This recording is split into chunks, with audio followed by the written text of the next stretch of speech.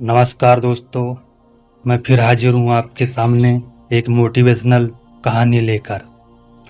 कुछ सपनों की शुरुआत गंदे पानी से होती है और करोड़ों की ऊंचाई पर ख़त्म होती है।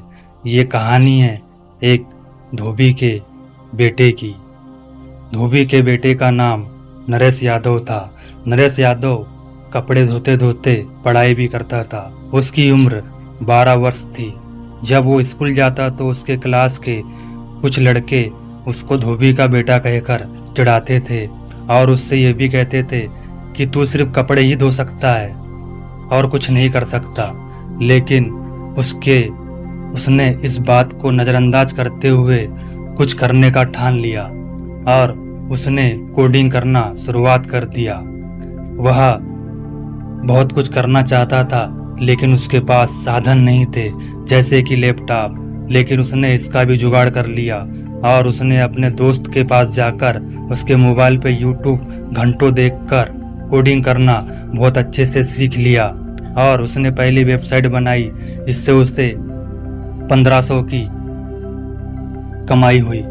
उसके बाद उसने साइबर कैफे में जाकर 15-15 घंटे उस चीज़ की तैयारी की, लेकिन वह अपने हर एक रिजेक्शन को अपनी सीख मानता था और उसने इस चीज़ को अपना उद्देश्य बना लिया कि हारना नहीं है, कुछ भी हो जाए मुझे कुछ करना है।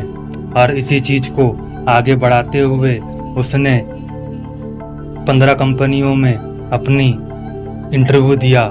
इंटरव्यू देने के बाद उसका एक कंपनी से ऑफर आ गया और उसे 80,000 की जॉब लग गई। लेकिन वो नौकरी नहीं करना चाहता था, वो तो कुछ और ही करना चाहता था और उसने नौकरी छोड़ दी।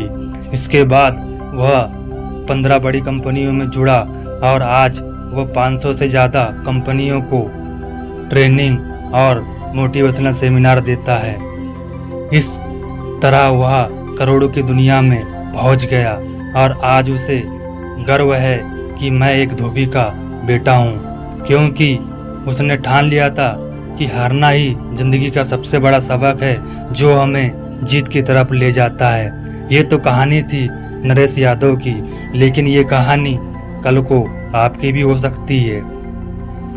तो लीजिए दोस्तों, कहानी समाप्त होती है। ये कहानी आपको कैसी लगी कमेंट बॉक्स में बताइए और इस कहानी को लाइक करो, सब्सक्राइब करो और मुझसे कोई त्रुटि हुई हो इस कहानी में तो मुझे क्षमा करो।